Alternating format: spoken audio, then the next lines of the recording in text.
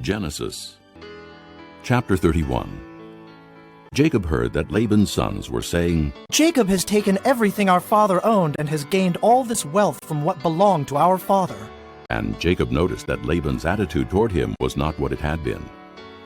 Then the Lord said to Jacob, Go back to the land of your fathers and to your relatives, and I will be with you. So Jacob sent word to Rachel and Leah to come out to the fields where his flocks were.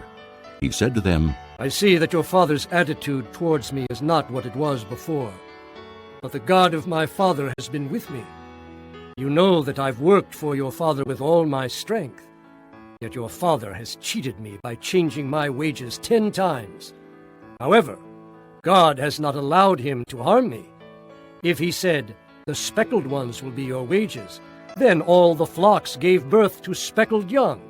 And if he said, the streaked ones will be your wages, then all the flocks bore streaked young. So God has taken away your father's livestock and has given them to me.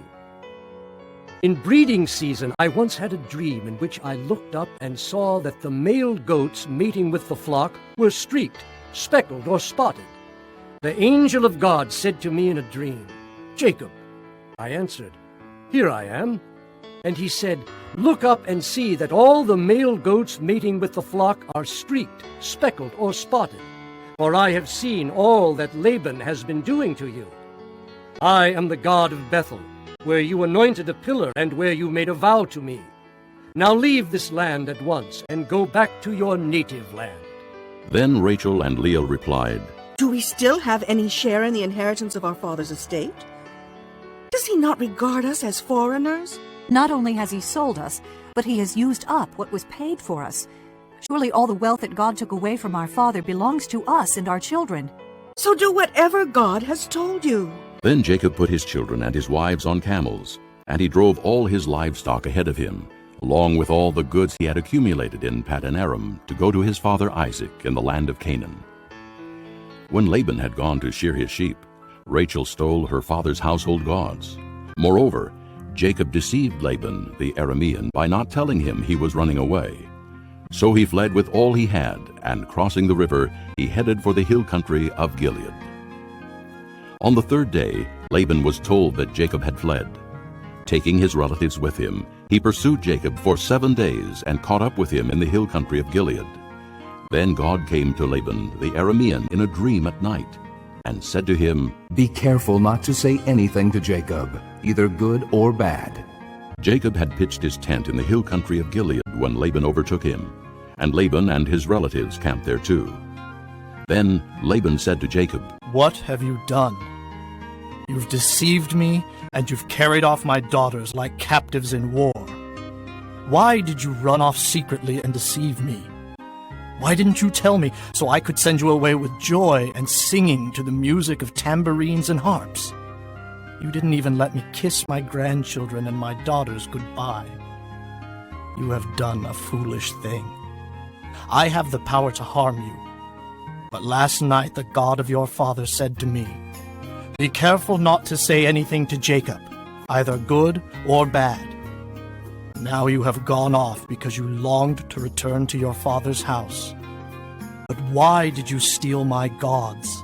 Jacob answered Laban, I was afraid because I thought you would take your daughters away from me by force. But if you find anyone who has your gods, he shall not live. In the presence of our relatives, see for yourself whether there is anything of yours here with me, and if so, take it. Now Jacob did not know that Rachel had stolen the gods. So Laban went into Jacob's tent, and into Leah's tent, and into the tent of the 2 maidservants, but he found nothing. After he came out of Leah's tent, he entered Rachel's tent.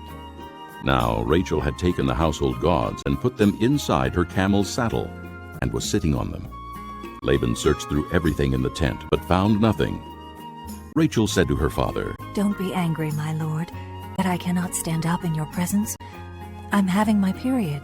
So he searched but could not find the household gods. Jacob was angry and took Laban to task. What is my crime? He asked Laban. What sin have I committed that you hunt me down? Now that you have searched through all my goods, what have you found that belongs to your household? Put it here in front of your relatives and mine, and let them judge between the 2 of us. I have been with you for 20 years now. Your sheep and goats have not miscarried, nor have I eaten rams from your flocks. I did not bring you animals torn by wild beasts.